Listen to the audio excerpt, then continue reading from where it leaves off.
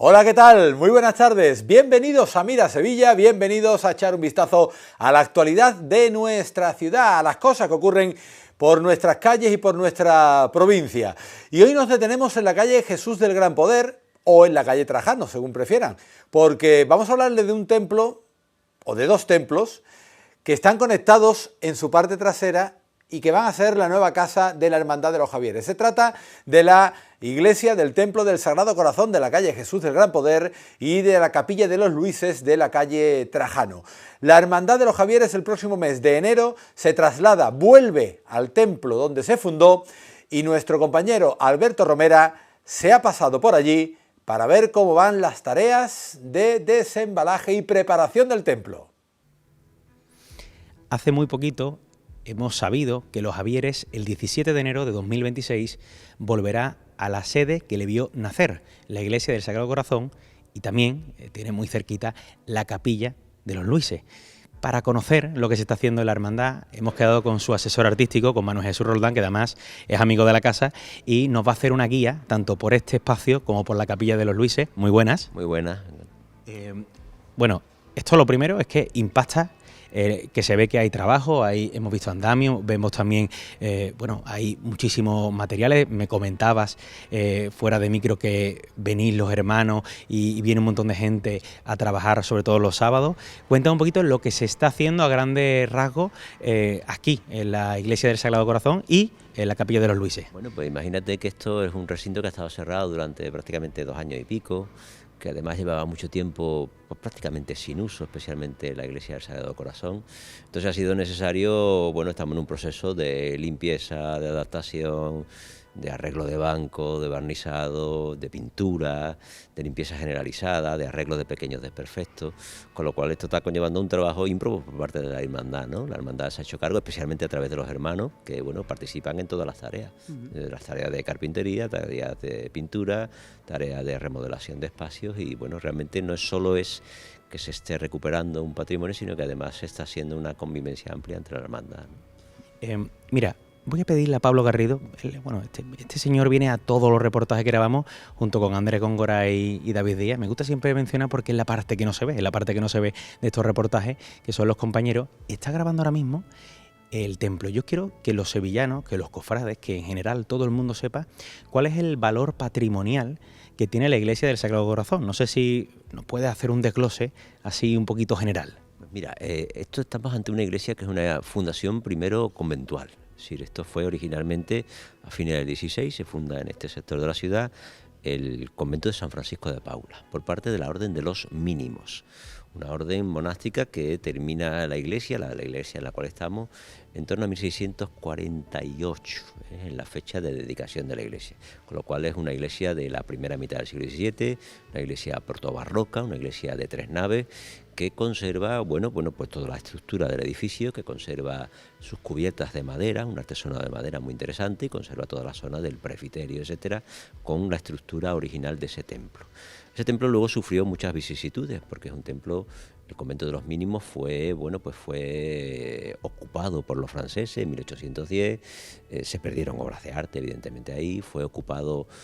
Una vez que vuelven los Mínimos, fueron de nuevo expulsados por la desamortización en 1837. Esto se desgajó una parte que se convirtió en bloques de piso en el sector de la calle Santa Bárbara, otra parte se dedicó a cuartel de artillería, pasó por muchas manos particulares que incluso hicieron que llegara a ser una iglesia protestante. Este lugar fue una iglesia protestante, duró muy poco, volvió a ser comprado por unas manos particulares que lo acabaron cediendo a la Compañía de Jesús. Digamos que la segunda vida del edificio es la Compañía de Jesús, ya en la etapa de la restauración, a partir de 1878, y a partir de ahí, se hace una remodelación del edificio que consiste en que la mayoría de esos retablos, de esas pinturas que se habían perdido, se sustituyen por nuevos retablos, evidentemente con advocaciones jesuitas. Por eso lo que vemos alrededor, ahora lo estamos viendo pues todo cubierto, tapado y tal, porque estamos en fase de pintura, pues lo que se hizo fue redecorar la iglesia, el retablo mayor del mármol, los retablos laterales con santos de la iconografía jesuita. Claro, la Compañía de Jesús también trajo aquí piezas de otros lugares. Con lo cual esta iglesia es realmente una especie de palimpsesto, de lugar que recoge influencia de muchos lugares, ¿no? Porque se trajo cuadros y piezas y reliquias de la capilla del noviciado de los jesuitas en San Luis de los Franceses, se trajeron piezas de oratorios particulares, hubo piezas nuevas que se hicieron, los nuevos retablos como el retablo mayor, se conservaron algunas del antiguo convento de San Francisco de Paula, pues por ejemplo la Virgen de la Victoria, que es una obra de Ita del Castillo. Hay piezas que también eran del templo anterior, como un San José, que es una pieza también bastante importante. Es decir, aquí hay una especie de compendio de obras que se van enriqueciendo hasta el añadido de la Capilla de los Luises, o hasta, por ejemplo, la llegada de un retablo de plata, que ahora mismo lo tenemos cubierto porque estamos en fase de pintura, un retablo de plata que realiza nada más y nada menos que Cayetano González, ¿no? Es decir, estamos ante una iglesia que fundamentalmente tiene dos fases, el siglo XVII y esa redecoración por parte de la Compañía de Jesús a finales del siglo XIX. Si te parece, me han mencionado a Cayetano González. Bueno, vamos a descubrir una obra de algún familiar muy conocido, si no me estoy equivocando, señor Aníbal González, que muy cerquita de este complejo jesuita tenemos una capilla que vamos a descubrir y que también creo que será un antes y un después para el día a día de los Javieres. Todo esto, pues vamos a seguir con Manu Jesús, conociendo un poquito y visitando este espacio increíble que tiene la ciudad.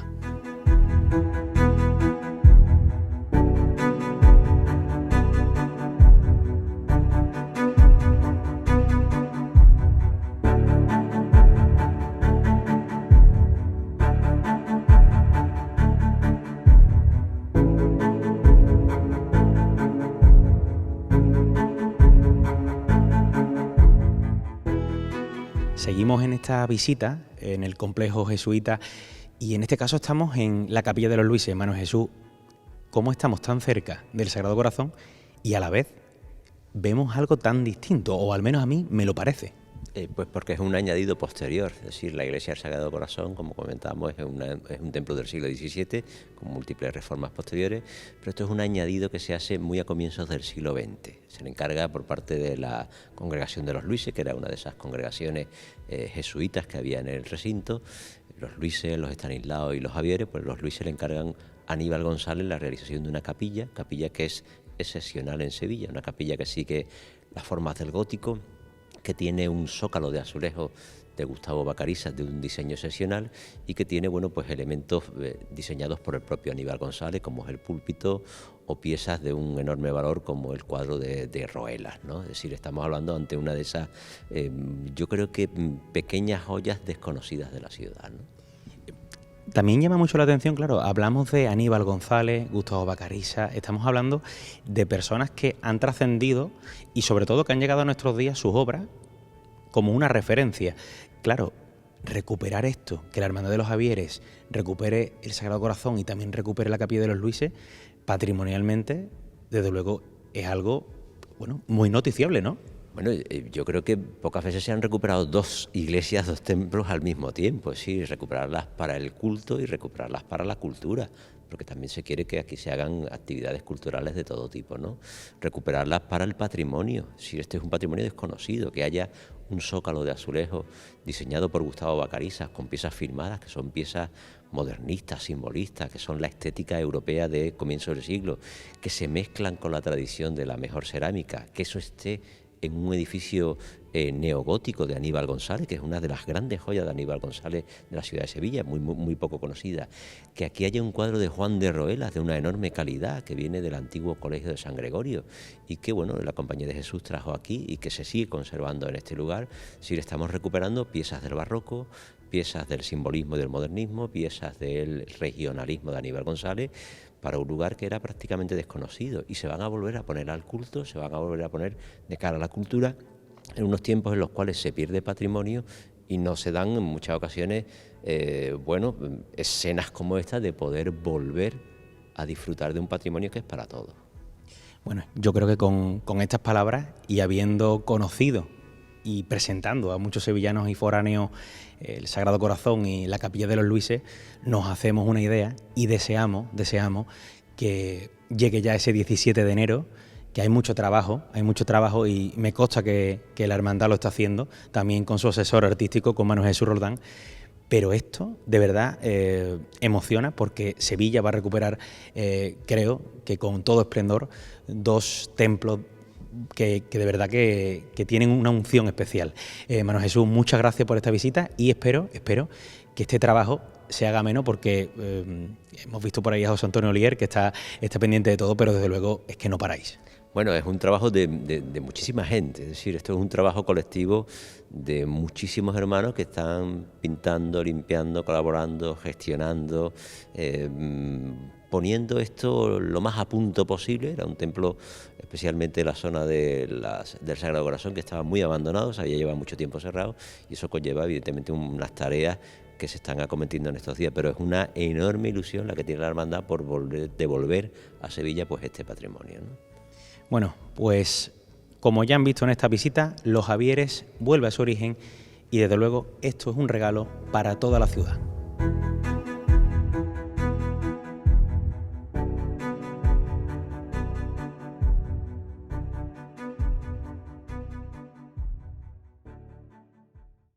Pues ya hemos visto cómo están las cosas por la calle Jesús del Gran Poder con la Hermandad de los Javieres y el Templo del Sagrado Corazón, cuando ahora ya nos vamos al momento de Soy Salud.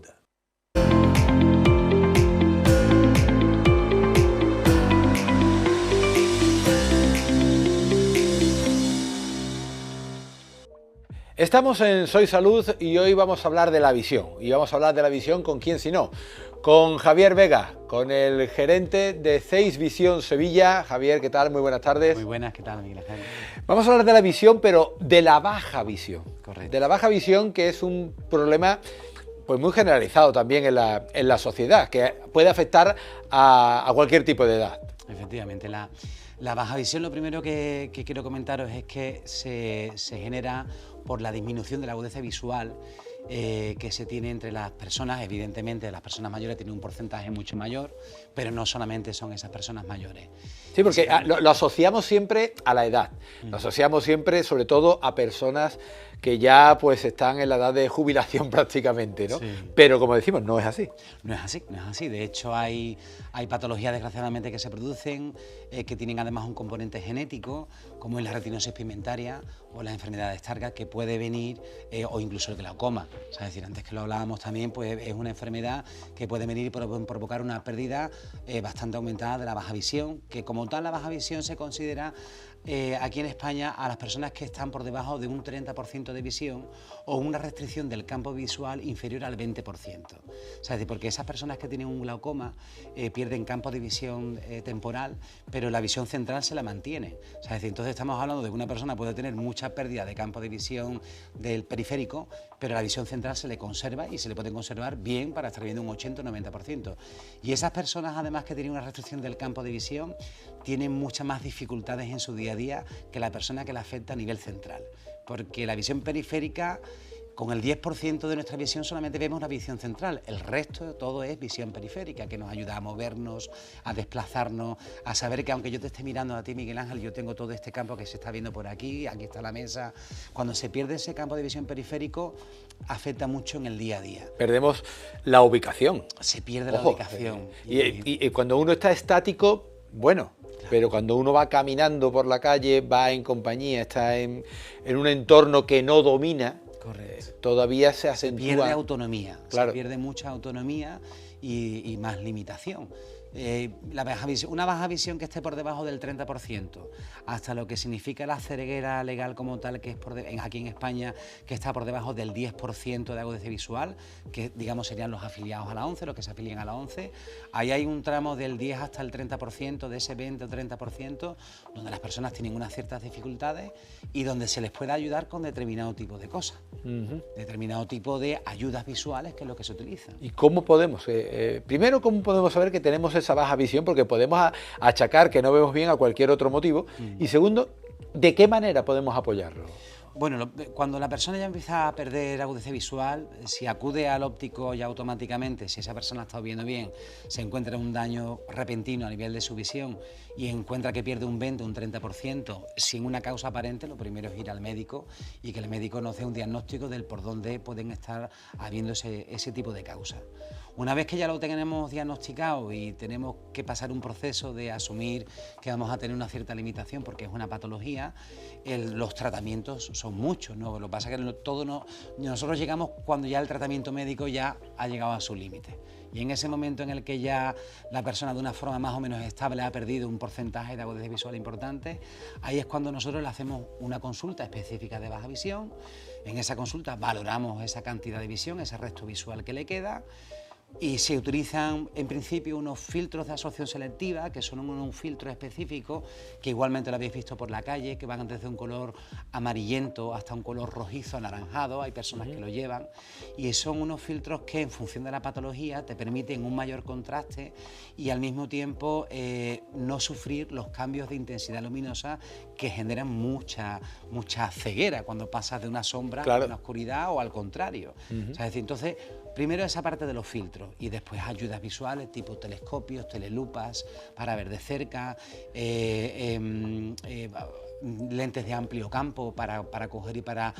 todo dirigido hacia aprovechar el resto visual que se le quede, mejorarlo en la medida de lo posible, ¿vale? Y además con unas lentes de colores vas muy moderno. Yo siempre lo digo, pero es verdad que como... hay veces que se produce con estas personas mayores, le pones un filtro amarillo y aunque ven mejor, o sea, es decir, dice, bueno, pero yo no voy a ir con esto por la calle. Bueno, a ver, pero si ya ven sé mejor... si hay señoras mayores que se pintan de azul el pelo, por favor. Yo algo que no lo entiendo. ¿Por qué no vamos a...? Una gafa de sol lo disimulo mucho porque después como va la lente polarizada es como una gafa de sol normal. Pero además atención a esto porque siempre son personas que tienen mucha fotofobia. Pero claro, al ponerse una gafa de sol al uso, una gafa de sol normal, ven menos. Ven menos. O sea, es decir, entonces tienen que tener este filtro específico que le van a permitir ver con más contraste y al mismo tiempo recuperar, o sea, es decir, el poco de visión que tienen. Vamos a hablar y ya hemos entrado en personas mayores, la degeneración macular asociada a la edad. Bien. La degeneración macular es una de las enfermedades que se da en un porcentaje bastante amplio de personas, sobre todo a partir de los 60-65 años, y tiene dos estadios, ¿vale? Uno que es la degeneración macular húmeda y otra que es la seca. En verdad no tienen ninguna relación, todo es una afectación de la retina, pero no, una seca puede pasar a una húmeda, pero en un 10% de los casos nada más. La que es seca se queda como seca y provoca una pérdida de agudeza visual de una forma paulatina, pero con una bajada muy suave. O sea, es decir, a lo mejor por año se puede estar perdiendo un 5%, un 4%, un 5%. Claro, esa persona que lleva 10 años con la enfermedad, te puedes encontrar que ya tienen un 30 o un 40%. Claro. ¿Vale? La humedad es diferente, porque además la humedad es fundamental encontrar el momento de tratarla. Se tratan con unas inyecciones intravítreas que quien la padece sabe perfectamente lo que es y están paradas a ese foco de hemorragia que se produce en el ojo, retenerlo. Cuando se coge en la primera parte del estadio de la enfermedad, funcionan suficientemente bien. Cuando ya la enfermedad está avanzada hasta el punto de que esas personas mayores no se han dado cuenta de que han dejado de ver por uno de los ojos. Ya. Y cuando ya se llega a ese punto, ya es demasiado tarde. O sea, es decir, entonces lo que se puede tratar es el otro de una manera preventiva para coger y para que eso no vaya avanzando. No vaya más. ¿Vale? Las inyecciones intravítreas, fundamental es cogerlas. Aprovecho este momento porque la sanidad que tenemos pública es una sanidad muy buena y en este tipo de enfermedades es fundamental cogerla a tiempo. O sea, es decir, entonces si una persona se encuentra una pérdida, una distorsión que se genera muchas veces, no es una borrosidad como ocurre con una catarata, es una distorsión que se da. Y para eso hay un test de cerca que se llama rejilla de Ansler. O sea, es decir, que no deja de ser una cuadrícula, sí. Se puede buscar por internet perfectamente, y eso enfocado a 30 centímetros en la visión cercana, con uno de los ojos tapados y siempre con tu corrección óptica de cerca, comprobar mirando el punto central que no haya ninguna zona de la rejilla que se distorsione, que falte, o sea, es decir, o que tenga un sombreado de una forma diferente. Que la veas tal y como es. Tal y como es.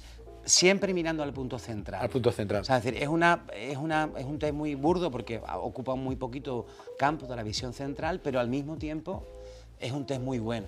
Pero también tenemos complementos vitamínicos importantes para ayudar a esas personas con ese problema Sí, de porque cuando ya llega el punto en el que esa degeneración macular ya no se puede tratar, yo siempre quiero hacerles ver a ellos que hay formas de coger y de poderlo tratar con unos complementos. El omega 3, todo el mundo sabemos que es muy bueno.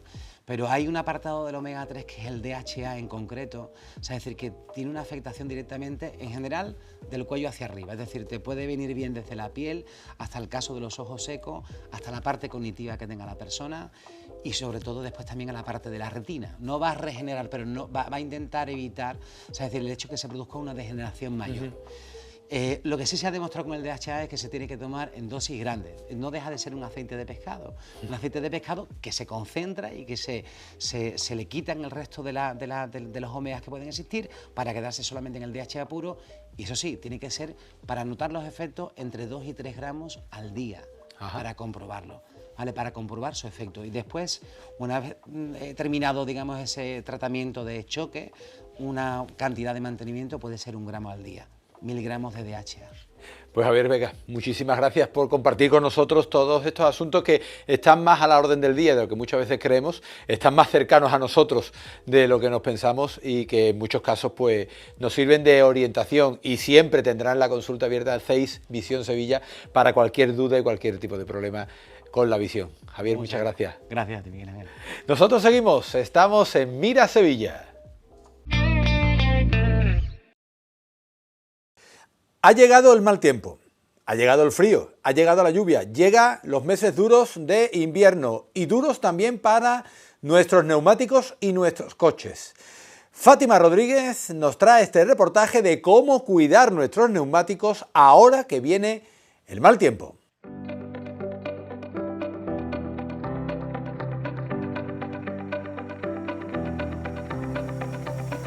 Con la llegada del invierno, las temperaturas bajan, las lluvias y las heladas se hacen más frecuentes y nuestros viajes pueden volverse un poco más complicados. Por eso, antes de que las carreteras sean más resbaladizas, es importante que tengamos una cita estratégica con nuestros neumáticos. Por ello, estamos hoy aquí, en Neumáticos La Negrilla, para conocer todos los trucos posibles para que nuestros neumáticos estén en buen estado para el invierno.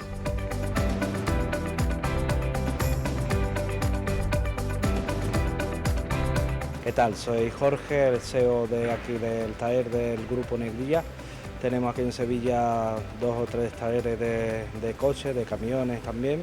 Y como consejos, si se puede cambiar neumáticos de mixto, de verano e invierno, hay posibilidad. Nosotros tenemos también mixtos y porque a lo mejor le da uso de verdad y para que vaya con la lluvia o con nieve, que no. Neumáticos normales toda la vida de verano, pero que esté en condiciones, que esté bastante bien de dibujo, por lo menos, bueno, la ITV dice 1,3 o 1,5, pero lo suyo que tenga 2-3 milímetros por lo menos. ¿Qué diferencia hay el neumático de invierno del neumático de verano? Es un dibujo que tiene, como me gusta decirlo, que tiene más flores, o sea, que tiene más ranura, ¿vale? Uno, el compuesto es más blando. Y segundo, el tipo, la forma del dibujo es para que agarre un poco más del que agarra el neumático de verano. Esa es la diferencia. ¿Los neumáticos cuánto tiempo se tienen que cambiar? Hay que valorarlo, hay muchos factores, depende de dónde duerme el coche, si le da mucho sol, hay que ver cómo está el neumático, si de verdad está agrietado, si está endurecido, si está quemado, no es que haya un tiempo exactamente hay que valorarlo, eso lo tiene que valorar un profesional. Es las palabras esto, no, 2 años, 3, 5, 10, 8, no, hay que valorarlo, depende para qué se utiliza este neumático, este coche.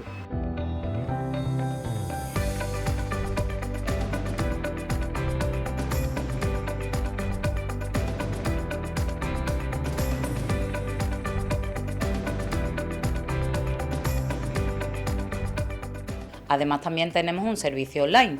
Todas las personas que no puedan venir al taller pueden entrar en nuestra web o hablarnos vía WhatsApp o a través de eBay y comprarse un neumático y nosotros se los mandamos de manera gratuita. En 24-48 horas, si está aquí dentro de la península, el envío es gratis. Gracias a Dios, la verdad es que funciona cada vez mejor. Muchísima gente que nos compra, que nos contacta vía WhatsApp, por correo, en la web, en eBay y cada vez más. Se registra en la web, hace su pedido, elige los neumáticos que necesita y nosotros nos llega el pedido correctamente y lo enviamos sobre la marcha. Ahora, con vistas al Friday, tenemos 10% de descuento en el total de cada uno de los pedidos.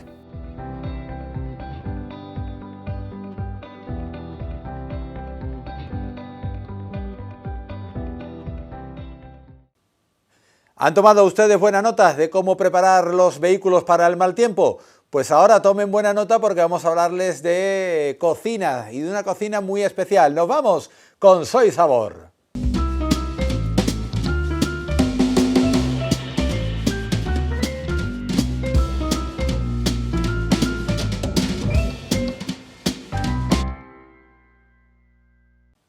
Una cocina muy especial porque les traemos un reportaje de cocina afgana, de talleres de cocina que ayudan a la integración de inmigrantes que están con nosotros conviviendo y compartiendo en nuestra ciudad.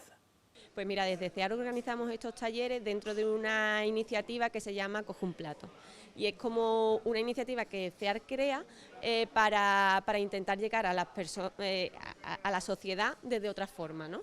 Y creíamos que la gastronomía es una herramienta súper útil para hacer llegar la realidad de las personas refugiadas. Entonces, en estos talleres, personas refugiadas en Sevilla cocinan platos típicos de su país. Pueden ser desde su plato favorito o a un plato súper típico de su país que sea símbolo de ellos, pero a la vez nos sirve a nosotros para hablar de la realidad de las personas refugiadas, de los motivos que los obligan a salir de sus países, llegar aquí y bueno, y también hablar de su inclusión en Sevilla, de lo que tienen que aportar y bueno, y de cómo todos podemos enriquecernos de este intercambio cultural. Y vamos a cocinar el kabuli, que es como el arroz más típico de Kabul. Para ellos es como su signo de identidad. Y concretamente nos lo cocinaba, que es una chica refugiada que llegó aquí a España hará como 1 año y pico junto a su familia, su madre con varias hermanas, bueno, huyendo del régimen talibán que volvía al poder en Afganistán y que les hace imposible su vida allí. Entonces ella, que está empezando su nueva vida aquí, nos va a mostrar una parte muy importante de su identidad. Maravillosa esta iniciativa con la que ponemos punto y final al Mira Sevilla de esta semana. Que pasen un magnífico fin de semana, les espero la semana que viene, que ya será diciembre. Hasta luego, buenas tardes.